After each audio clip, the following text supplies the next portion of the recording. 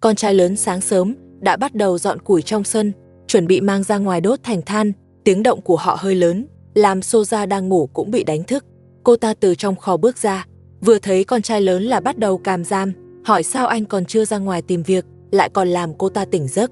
Con trai lớn nói, trời lạnh rồi, trước khi đi anh muốn đốt củi thành than, để mọi người dùng sưởi ấm khi trời rét. Soja bảo anh đừng làm nữa, mau đi làm đi, đừng làm phiền cô ta ngủ. Nói xong Soja lại vào kho ngủ tiếp.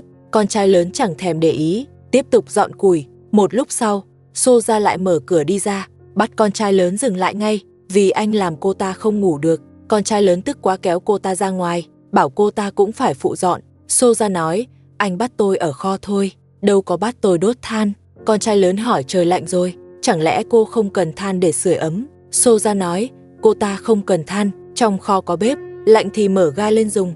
Con trai lớn mắng cô ta tiêu xài hoang phí. Soja nói, có ga sẵn không dùng, sao phải dùng than, dù sao cô ta cũng không giúp. Con trai lớn tức quá lại muốn lao tới, ba mẹ chồng liền ngăn lại, bảo con trai lớn đừng dây dưa với Soja, rồi nói với Soja, chỉ được dùng ga lúc nấu ăn thôi. Soja nói, chỉ cần trời lạnh, cô ta sẽ mở ga suốt, xem ba mẹ chồng làm gì được, giỏi thì cắt ga trong nhà đi. Con trai lớn nói, cô ta đừng vội đắc ý, làm nhiều chuyện xấu rồi, sẽ có lúc bị trả giá. Soja nói, cô ta chưa từng làm chuyện xấu, toàn là con trai lớn gây chuyện, nếu không phải con trai lớn, cô ta đâu phải ở trong kho. Con trai lớn lại xông tới, Soja lại tát con trai lớn một cái, giờ Soja chẳng sợ ai nữa. Con trai lớn biết cãi nhau cũng chỉ tốn thời gian, nên lại quay qua tiếp tục dọn củi. Soja nói, anh dọn cũng được, nhưng đừng làm phiền cô ta ngủ. Nói xong Soja lại quay vào ngủ. Con trai lớn cùng bà mẹ chồng đẩy củi ra chỗ trống, rồi chất lại thành một đống, sau đó lấy mùn cưa và vài thứ khác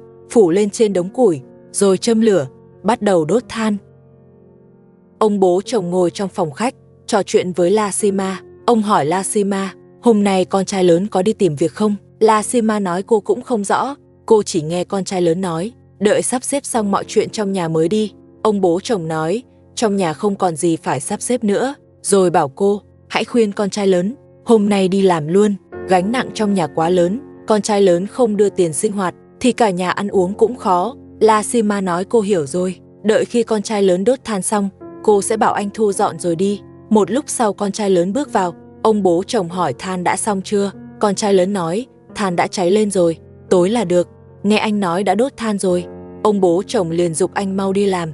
Con trai lớn nói, anh vẫn lo cho Lashima, dù Soja đang ở kho, nhưng vẫn có thể ra gây chuyện. Ông bố chồng bảo anh yên tâm, ông sẽ trông chừng Soja. Giờ quan trọng nhất là chuyện con trai lớn đi làm. Con trai lớn nói, chỉ cần Soja yên ổn không gây rối, anh có thể đi ngay. Nhưng trước khi đi, anh muốn ông bố chồng hứa một chuyện, đừng để lúc anh vừa đi thì lại cho Soja vào nhà lớn. Ông bố chồng nói không thể nào, ông đảm bảo không cho Soja vào nhà lớn, chờ con trai lớn quay về rồi anh tự sắp xếp. Ông bố chồng nói, vậy nghe cũng ổn, nhưng con trai lớn vẫn chưa yên tâm, anh còn dặn ba mẹ chồng, nếu Soja vào nhà lớn thì gọi điện cho anh. Soja thức dậy rồi, cô ta trải lại tấm chăn dưới đất, rồi cầm theo một cây gậy lén lút đi ra. Cô ta gọi con trai lớn trong phòng khách, bảo anh ra đây nói chuyện. Con trai lớn bước ra, anh hỏi cô ta muốn gì. Soja nói, khăn trùm đầu của cô ta rách rồi, bảo anh đi làm thì tiện mua cho cô ta một cái. Con trai lớn nói, anh còn chưa tìm được việc, lấy đâu ra tiền mua cho cô ta. Soja nói, cô ta tin anh sẽ tìm được việc và sẽ mua cho cô ta. Con trai lớn nói, chỉ cần cô ta không gây chuyện, khi anh về sẽ mua cho cô ta. Soja bảo anh cứ yên tâm, cô ta sẽ ở yên trong kho chờ anh về. Con trai lớn nói, mong cô ta làm được như lời, rồi anh quay vào thu dọn đồ đạc để đi. Ông bố chồng dặn Soja, con trai lớn đã đồng ý đi rồi, bảo cô ta phải ngoan ngoãn một chút, lúc này tuyệt đối đừng kiếm chuyện.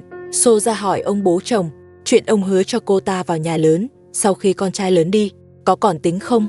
Ông bố chồng nói, chuyện vào nhà lớn là không được, vì con trai lớn đã nhờ bà mẹ chồng và Lashima trông chừng cô ta. Nếu cô ta vào nhà lớn, họ sẽ gọi cho con trai lớn, lúc đó anh sẽ quay về ngay. Soja nói, nếu không cho cô ta vào nhà lớn, thì đưa tiền sinh hoạt con trai lớn đưa cho ông sang cho cô ta, như vậy cô ta sẽ không gây chuyện nữa. Ông bố chồng nói, chuyện đó ông có thể đồng ý, nhưng phải đợi con trai lớn đưa tiền cho ông đã, thì ông mới đưa cho cô ta được. Sau đó Soja lại kéo ông bố chồng ra kho. Cô ta nói, bếp ga trong kho cũ quá, bảo ông đổi cái mới cho cô ta. Ông bố chồng nói, cái bếp ga này vẫn dùng được, không cần phải thay, đợi ông có tiền rồi sẽ đổi cho Soja. Soja lại chỉ lên trần kho, cô ta nói, trên đó đen xì hết, bảo ông bố chồng làm lại trần cho cô ta. Ông bố chồng nói, ông đã đưa tiền sinh hoạt cho cô ta rồi, lấy đâu ra tiền mà làm trần nữa. Soja chỉ vào ông bố chồng nói, nếu ông không làm trần cho cô ta, đợi con trai lớn đi rồi, cô ta sẽ gây chuyện. Ông bố chồng nói, Soja sao lại như vậy, con trai lớn còn chưa đi mà. Đúng lúc họ đang nói chuyện, con trai lớn đã thu dọn xong đồ đi ra. Soja thấy anh chuẩn bị đi làm, liền nhắc anh đừng quên mua khăn trùm đầu cho cô ta. Lashima bảo Soja im đi, sao cô lại đòi con trai lớn thêm nữa. Con trai lớn nói với Lashima, chỉ cần Soja không gây chuyện với cô, thì anh sẽ mua khăn trùm đầu cho cả hai người. Lashima nghe vậy cũng không nói gì nữa. Soja lại hỏi con trai lớn, anh đi rồi thì ai dọn việc ngoài sân? Con trai lớn nói với cô ta, tất nhiên là Soja dọn, vì Lashima còn chưa hồi phục, cô ấy không thể làm việc nhà. Soja nói, nếu bắt cô ta làm thì phải đưa tiền. Con trai lớn nói với Soja, cô còn nói kiểu đó thì anh sẽ không đi làm nữa. Soja nói, con trai lớn nhất định phải đi làm. Con trai lớn thu dọn xong chuẩn bị đi làm, Soja lại cầm gậy quơ về phía anh, đòi con trai lớn đưa tiền. Con trai lớn không đưa, cô ta lại bắt đầu gây rối. Con trai lớn tức quá nói với cô ta, cô còn gây rối nữa thì anh sẽ không đi đâu hết. Ông bố chồng vội đi tới giảng hòa. Ông nói Soja không phải gây rối, cô ta chỉ muốn nói vài câu với con trai lớn. Soja đứng ở cửa kho gọi con trai lớn qua. Con trai lớn đã thu dọn xong, lại bước tới hỏi cô ta muốn gì. Soja nói, cô ta sẽ không gây rối nữa, chỉ muốn anh hứa vài chuyện trước khi đi. Con trai lớn nói, anh không hứa gì hết. Ông bố chồng bảo con trai lớn đừng bực, cứ nghe xem Soja nói gì đã. Con trai lớn nói với ông bố chồng, mỗi lần Soja đòi hỏi đều quá đáng, cứ suốt ngày đòi anh đưa đồ, anh không muốn nghe nữa.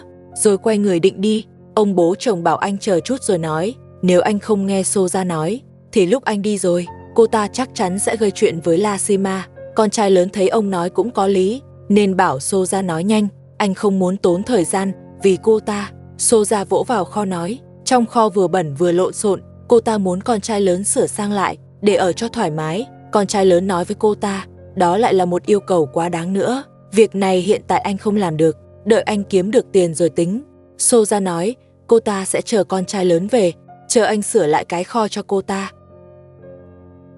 Con trai lớn đi rồi, Lashima cũng vào phòng khách. Soja nở nụ cười đầy đắc ý. Cô ta nói với ông bố chồng là cô ta tự do rồi. Ông bố chồng bảo Soja mau về kho đi, rồi dặn cô ta tuyệt đối đừng gây chuyện với Lashima. Soja nói, cô ta muốn làm gì thì làm. Ông bố chồng lại nhắc tiếp, cô muốn có tiền sinh hoạt thì phải ngoan ngoãn ở yên, đừng làm chuyện dại dột, chỉ khi con trai lớn kiếm được tiền bên ngoài, cô mới có tiền sinh hoạt. Soja bảo ông bố chồng đừng quản cô ta, dù sao con trai lớn đi rồi, mấy việc nhà cũng đừng bắt cô ta làm nữa, đợi ba mẹ chồng nấu cơm xong, nhớ gọi cô ta ra ăn. Ông bố chồng nói, Soja càng ngày càng quá đáng, giờ cô còn sai bảo cả tôi nữa à, cô còn muốn tôi hầu hạ cô sao? Con trai lớn đi rồi, ông bố chồng cũng thấy thoải mái hơn. Ông gọi ba mẹ chồng trong phòng khách, hỏi trà đã pha xong chưa, nếu pha xong rồi thì mang bộ ấm trà ra cho ông. Ông muốn ra kho uống trà, ba mẹ chồng mang ấm trà ra đưa cho ông. Ông bố chồng cầm lấy ấm trà và nước nóng, rồi quay người đi về phía kho. Lashima bước ra ngăn ông lại, cô nói với ông bố chồng, uống trà trong phòng khách cũng được mà, không cần ra kho uống đâu. Ông bố chồng nói, ông thích ngồi trong kho uống trà, vì không ai làm phiền.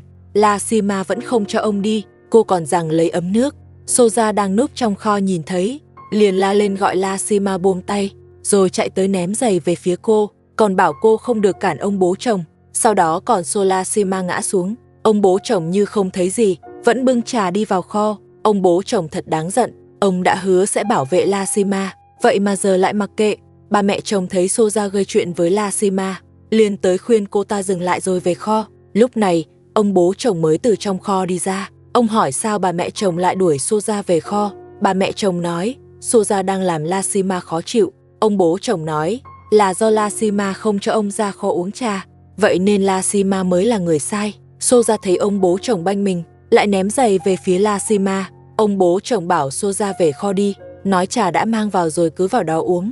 Soja nói với Lashima, giờ con trai lớn không có ở nhà, trong nhà là cô ta quyết, bảo Lashima tốt nhất đừng chọc cô ta, không thì cô ta sẽ không nhẹ tay. Soja cứ động tí là gây chuyện. Bà mẹ chồng ngăn lại, cô ta lại lớn tiếng với bà mẹ chồng, bảo bà đừng xen vào. Ông bố chồng đã bảo cô ta về kho, đừng gây chuyện nữa. Soja lại gây chuyện với Lashima. Ông bố chồng giả vờ như không thấy gì, có ông bố chồng chống lưng, Soja chẳng ngán ai nữa, đến cả bà mẹ chồng cũng phải né. Ông bố chồng gọi Lashima và bà mẹ chồng vào phòng khách, rồi bảo Soja vào kho pha trà chờ ông. Soja vào kho thì Lee Min-ho cũng ở đó, cậu bé cũng muốn uống trà nên bảo Soja pha cho mình. Soja bảo cậu ra ngoài uống với Lashima, đừng ở trong kho nữa, nhưng Lee Min-ho nhất quyết không đi. Ông bố chồng đứng ngoài sân cũng gọi Lee Min-ho ra ngoài. Lee Min-ho vẫn mặc kệ, cứ đứng lì ở đó. Soja nghĩ ra cách khác, cô ta bảo Lee Min-ho ra bếp lấy cốc nước, nhưng cậu vẫn không chịu đi. Soja liền bảo cậu cứ ở đây thì ít nói thôi. Soja cũng kỳ thật, trẻ con muốn uống trà mà cô ta cũng không cho, còn tìm mọi cách đuổi cậu đi. Soja nhặt một cái cốc dưới đất lên, rồi lén đứng vào chỗ máy quay không thấy, không biết đang làm trò gì, nhưng chắc chắn cô ta không làm chuyện tốt. Cô ta còn thò đầu ra nhìn xem máy quay có quay không, xác nhận không bị quay trúng, cô ta mới yên tâm mang cốc ra đặt lại, không biết có bỏ gì vào trong không. Xong xuôi rồi, Soja mới gọi ông bố chồng vào uống trà. Ông bố chồng mang cốc nước từ bếp ra. Ông hỏi Soja cái cốc này được không? Soja nói được. Ông bố chồng ngồi trong kho, lại bảo Lee Min-ho ra ngoài chơi, đừng ở trong kho nữa. Lee Min-ho nói cậu khát muốn uống trà, uống xong rồi mới đi. Một lúc sau, Soja mang nước lạnh vào, bắt đầu pha trà cho ông bố chồng. Lee Min-ho ở trong kho cứ lăng xăng, ông bố chồng lại nhắc, nếu Lee Min-ho không ngoan thì đuổi ra ngoài. Soja pha trà xong, rồi đưa cho ông bố chồng.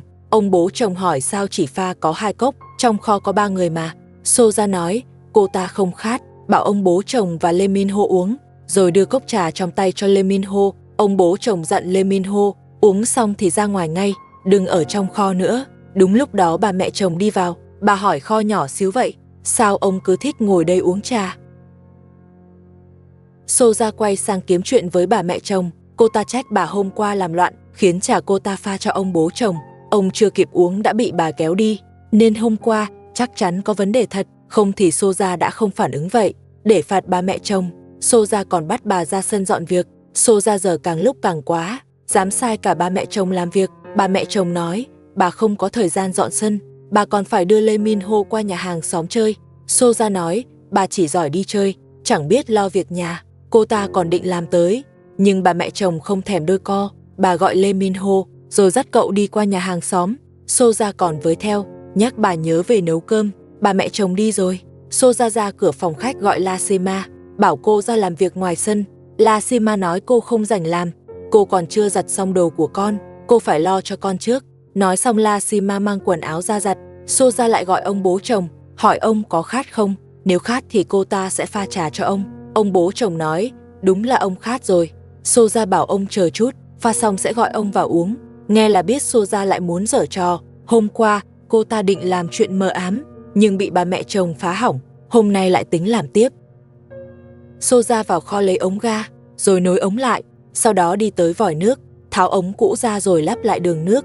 Cô ta mặc kệ Lashima đang giặt đồ. Lashima chỉ nói, nhắc cô ta một câu, Soja liền quay sang bắt nạt, còn cảnh cáo cô tốt nhất nên ngoan, đừng phá kế hoạch của cô ta. Lashima vừa định phản ứng, Soja đã cầm ấm nước dọa nạt. Cô ta còn nói với Lashima, giặt xong đồ của con cô rồi, thì giặt luôn đồ của cô ta và 2 đứa nhỏ, không giặt thì cô ta sẽ làm tới. Con trai lớn không có ở nhà, Lashima cũng không có ai dựa vào, chỉ đành chịu đựng. Soja còn cầm cả gậy của ông bố chồng ra, lại định dọa Lashima. Ông bố chồng bước tới, ông ngăn Soja lại, bảo cô ta mau đi đun nước pha trà. Soja nói, cô ta đang nối nước, đợi pha xong trà rồi sẽ gọi ông vào uống, bảo ông bố chồng về phòng khách nghỉ trước. Lashima nói với ông bố chồng, bảo ông đừng uống trà Soja pha, đó là lời con trai lớn đã dặn trước. Soja quát Lashima im đi. Lashima lại nhắc ông bố chồng, đừng uống trà Soja pha. Soja bắt đầu luống cuống, cô ta đá Lashima một cái, nhưng ông bố chồng cũng bắt đầu cảnh giác. Ông nói với Lashima là ông biết rồi, xem ra ông bố chồng cũng không ngốc, vì trước đây, ông từng bị Soja làm cho mơ màng, rồi vô tình điểm chỉ vào giấy tờ, khiến căn nhà bị sang tay cho Soja. Cuối cùng, ông và bà mẹ chồng phải ra ngoài sống vất vả. Soja thấy kế hoạch của mình, bị La Sima phá hỏng, liền lẩm bẩm muốn kiếm chuyện với La Sima. La Sima nói với Soja, xem ra lần này cô đoán trúng rồi. Ông bố chồng cũng nói, bảo sao mấy hôm nay Soja cứ chăm đòi pha trà cho ông uống, hóa ra là lại muốn giở trò. Soja thấy chuyện bại lộ, lại định quay sang kiếm chuyện với La Sima. Ông bố chồng liền ngăn lại, ông nói La Sima nhắc đúng, nếu không có cô nhắc, ông lại bị lừa rồi. Soja nói, mình không làm gì cả, chỉ là muốn quan tâm ông bố chồng thôi. Ông bố chồng nói, càng cuống lên, lại càng khiến ông tin là có vấn đề.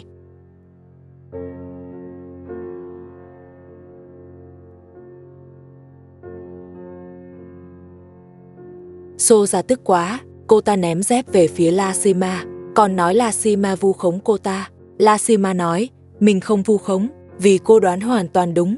Soja vẫn chối cãi, cô ta nói, La Sima bị thương không pha trà được, mình pha trà thì lại bị La Sima ganh ghét. Ông bố chồng bảo Soja đừng nói nữa, vì hai đứa nhỏ trong phòng đang khóc, bảo Soja qua trông hai đứa đi. Soja nói, đợi trông xong, sẽ pha trà cho ông bố chồng uống, còn bảo ông đừng tin lời La Sima.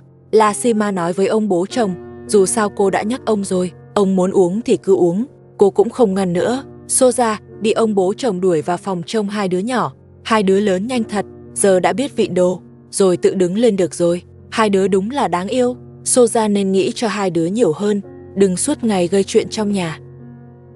Ông bố chồng ngồi nói chuyện với Nasima ở phòng khách. Nasima kể lại những điều con trai lớn dặn. Trước khi đi, cô nói với ông bố chồng rằng con trai lớn đã nói, anh ấy đi rồi Soja chắc chắn sẽ giở trò. Soja không phải người biết yên phận, bề ngoài trông như bình thường, nhưng trong lòng rất khó lường. Con trai lớn còn dặn cô phải đề phòng Soja làm chuyện mờ ám. Dù sức khỏe cô chưa ổn, anh ấy vẫn nhờ cô lo việc đun nước, pha trà và nấu ăn. Ông bố chồng nói, ông cũng đã lơ là, ông nghĩ chỉ cần đưa tiền sinh hoạt cho Soja thì cô ta sẽ không gây chuyện nữa. Ai ngờ, Soja lại tính giở trò với ông. Hôm qua, nếu không có bà mẹ chồng vào kho tìm ông, chắc ông đã uống trà Soja pha rồi. Nghĩ lại ông vẫn thấy giận người. Sau này, ông sẽ không uống trà cô ta pha nữa. May là ông bố chồng vẫn còn tỉnh táo. Nếu không có La Sima nhắc, ông lại bị Soja tính toán rồi. Soja đang trông hai đứa nhỏ trong phòng. Một lúc sau cô ta bỗng đứng dậy, rồi đi tới chỗ lò sưởi. Bên trên có để một hộp cơm. Soja mở nắp ra, thấy bên trong có cơm nấu sẵn. Soja đưa lên ngửi thử, không thấy mùi gì, rồi bốc một ít cơm, cho vào miệng nếm thử. Soja chê cơm khó ăn, rồi lại đậy nắp lại. Soja bế hai đứa nhỏ ra phòng khách, gọi ông bố chồng, nói mình phải đi làm việc khác, bảo ông bố chồng trông hai đứa giúp. Ông bố chồng bế hai đứa vào phòng. Soja chỉ vào La Sima nói, chính cô phá kế hoạch của tôi, rồi cảnh cáo La Sima cẩn thận đó. La Sima nói, là Soja mới định làm chuyện xấu, cô chỉ đang ngăn Soja làm sai thôi. Soja nói, cô không cản được tôi đâu, sau này còn dám nói linh tinh, thì tôi sẽ không nương tay. La Sima nói, cô sẽ gọi điện kể lại mọi chuyện cho con trai lớn biết. Soja nghe nói sẽ báo con trai lớn, liền cầm dép tới kiếm chuyện. Cô ta nói với La Sima, nếu cô dám gọi cho con trai lớn, thì sau này sẽ không yên đâu. Soja vừa xấu tính vừa độc miệng, La Sima đã thế này rồi, mà cô ta vẫn không chịu buông. La Sima không ngăn nổi, đành lớn tiếng gọi ông bố chồng. Ông bố chồng nghe thấy liền đi ra. Từ khi ông biết mục đích thật của Soja, ông bắt đầu cảnh giác hơn. Ông bố chồng đuổi Soja ra sân, bảo cô ta quay về kho của mình, không có phép của ông thì không được vào phòng khách. Soja nói, trước đây ông còn banh tôi, sao tự dưng ông đổi thái độ vậy? Sao lại quay sang banh La Sima, còn đuổi tôi về kho nữa? La Sima bước ra, cô nói với Soja, ông bố chồng đổi thái độ là bởi vì mỗi lần Soja mời ông uống trà đều có vấn đề. Ông bố chồng cũng nói, nếu không nhờ La Sima nhắc ông, có khi ông lại vô tình bị Soja dẫn dắt làm chuyện không hay. Soja nói, mình không làm gì cả, nếu có thật thì máy quay đã ghi lại rồi. La Sima mới là người vu oan. Vừa nói cô ta vừa định làm tới, ông bố chồng liền kéo Soja ra. Lần này Soja cũng khôn hơn, cô ta làm lén sau cánh cửa, máy quay cũng khó bắt được, nên không có bằng chứng rõ ràng. Kế hoạch của Soja thất bại rồi. Ông bố chồng nghe Nasima nói, mới biết Soja định giở trò với mình. Thái độ ông bố chồng với Soja thay đổi hẳn, ông không còn tin Soja nữa. Soja muốn ông bố chồng tin mình, nên cố gắng chối bay chối biến. Cô ta nói là La Sima vu khống. Ông bố chồng đối xử tốt như vậy, sao cô ta có thể làm chuyện đó được? Ông bố chồng nghe càng lúc càng bực. Ông nói, Soja đâu phải chưa từng giở trò, lần này là ông quá dễ dãi, suýt nữa thì bị Soja lừa. Thảo nào mấy hôm nay Soja cứ bắt ông qua kho uống trà, hóa ra là có ý đồ. Soja không cứu vãn được vị trí trong mắt ông bố chồng nữa, nên chút bực bội lên Lashima. Cô ta nói Lashima bị thương còn không yên, rồi vẫn muốn kiếm chuyện với Lashima. Soja còn chỉ vào Lashima, nói với ông bố chồng, bảo ông phải đề phòng Lashima, kẻo Lashima lại giở trò với ông. Ông bố chồng nói Lashima rất hiền, sẽ không bao giờ làm hại ông. Soja nói, ông bố chồng bị Lashima lừa rồi, trước kia Lashima nói là khỏi sẽ đi, giờ cô ấy còn giặt đồ nấu ăn được, vậy sao vẫn chưa chịu đi? Rõ ràng là có ý đồ với ông bố chồng, nên mới cố tình ở lại. Nếu Lashima chịu rời đi, thì Soja mới tin cô ấy không có ý gì. Lashima nói với cô ấy không đi vì thấy ông bố chồng và ba mẹ chồng đáng thương. Nếu cô ấy rời đi, họ lại có thể bị đuổi ra ngoài. Soja nói, không lại liền lao tới kiếm chuyện, rồi đòi đuổi Lashima đi. Ông bố chồng đứng chắn trước Lashima, không cho Soja lại gần. Soja không tới gần được, nên làm liều từ xa. Cô ta nhặt dép ở đâu được thì ném về phía Lashima. Ông bố chồng thấy đứng chắn cũng vô ích, nên đi tới đuổi Soja đi, bắt cô ta quay về kho. Soja cứ như đang trốn tìm với ông bố chồng. Ông vừa đẩy cô ta vào kho, mới quay lưng lại, cô ta đã lò dò đi ra tiếp tục can nhăn. Lashima nói với Soja, cô đúng là độc miệng thật, gặp người ngay thẳng thì cô không được lợi đâu. Nếu còn kiếm chuyện với tôi sẽ gọi cho con trai lớn, bảo anh ấy quay về giải quyết. Soja bảo Lashima gọi luôn đi. Cô ta nói, dù con trai lớn có ở hay không, thì cô ta vẫn ở kho. Ông bố chồng tức quá liền đẩy Soja vào kho, nói rằng ông không tin lời cô ta nữa, bảo cô ta cứ ở lì trong kho luôn đi. Dù kế hoạch thất bại, nhưng Soja vẫn chưa chịu thôi. Cô ta ở trong kho một lúc, rồi lại nghĩ ra trò mới. Cô ta nói, không ra khỏi kho cũng được, nhưng vẫn phải ăn cơm. Tới giờ ăn, thì ông bố chồng phải bảo người mang cơm tới tận nơi. Ông bố chồng nói, cô không có tay à, không tự nấu được sao? Soja nói, tự nấu thì phải ra khỏi kho lại sợ bị ông bố chồng mắng, nên cô ta không dám ra. Ông bố chồng nói, ông sẽ không nấu cho cô ta, bảo Soja cứ ra ngoài lúc nấu ăn là được. Người quay phim nhắc Lashima đừng mắc bẫy, cho Soja tự nấu, thì cô ta sẽ có cớ ra ngoài gây chuyện. Soja cầm chổi dọa người quay phim im miệng. Ông bố chồng nói, ông nhìn ra ý đồ của Soja rồi, sau này nấu xong ông sẽ tự mang cơm tới. Soja bảo người quay phim đừng xen vào chuyện nhà họ, bảo người quay phim đừng can dự. Soja lại nói, dù có mang cơm tới, thì cô ta cũng không thể không đi vệ sinh, vậy nên cô ta vẫn không thể ở kho mãi. Ông bố chồng nói, Soja lắm chuyện quá, ông không muốn quản nữa, chỉ cần Soja không gây chuyện, thì muốn ra kho lúc nào cũng được, miễn là đừng vào nhà chính. Soja nói, kiểu gì cô ta cũng phải vào nhà, vì hai đứa nhỏ ở trong đó, cô ta phải chăm hai đứa. Cô ta còn nói, mình không muốn ở mãi trong cái kho cũ nát. Lashima cũng vậy thôi, biết rõ Soja hay kiếm chuyện thì không nên hỏi chuyện giữa cô ta với ông bố chồng, cứ để ông bố chồng tự bị lừa thêm lần nữa, để ông ấy tự rút ra bài học, đến lúc ông ấy tỉnh ra thì chắc sẽ xử lý Soja nghiêm hơn. Giờ cô kể sớm cho ông bố chồng biết, chỉ khiến Soja càng ghét cô hơn, còn chẳng được lợi gì. Ông bố chồng lại không rút được bài học, cũng sẽ khó thay đổi. Mọi người thấy lời tôi nói có đúng không?